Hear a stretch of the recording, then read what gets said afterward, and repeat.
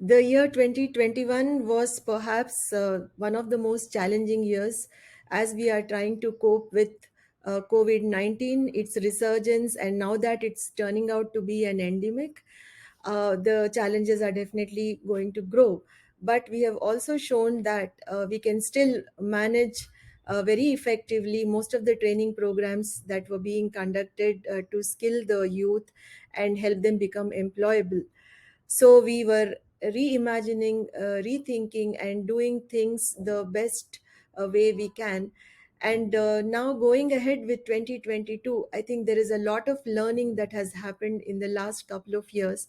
And let's look at top five trends which we have identified would play a very important role, and what you can expect in 2022 for effective skill development and vocational education and training in India. One of the landmark developments and decisions in 2021 was the coming together of the Ministry of Skill Development and Entrepreneurship and the Ministry of Education, paving the way for more synergies between these two ministries, which might result in smoother implementation of various schemes towards vocationalization of education at various levels, because we believe that it's only through vocationalization of education and mainstreaming vocational components that we can create a sustainable skilling ecosystem in India.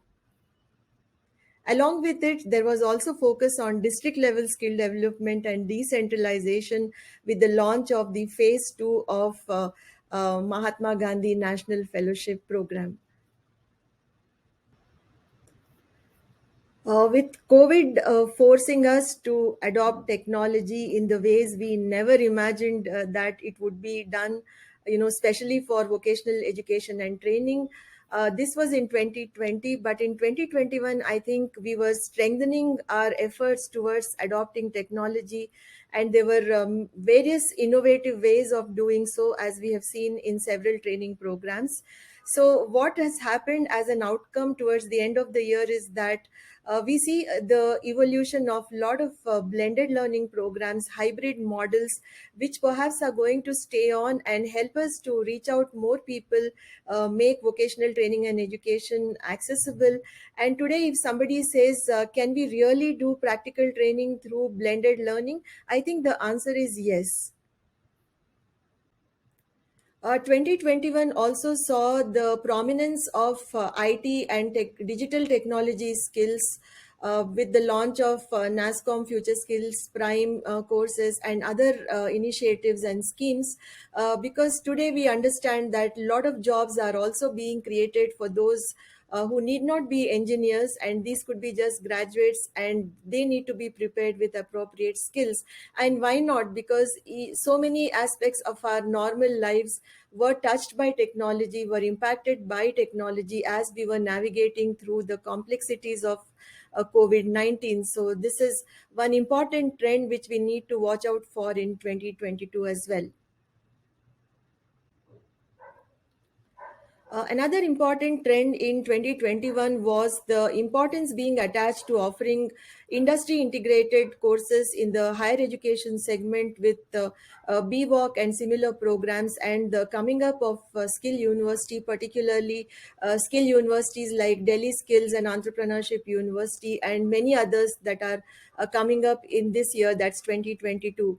This is a very important development, and we need to watch out for how these courses are going to be designed, what kind of participation does the industry promise, and what is going to be the impact in terms of placements, apprenticeships, because this is also an amazing opportunity to implement apprenticeships successfully. So let's watch out for this trend in 2022.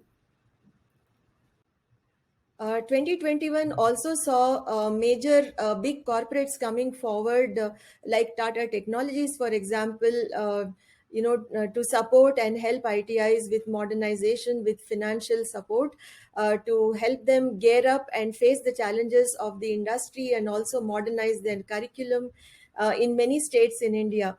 And this is definitely going to have a positive impact not only for the ITIs but also for the students in making ITI courses aspirational, which gives them an NCVT certification.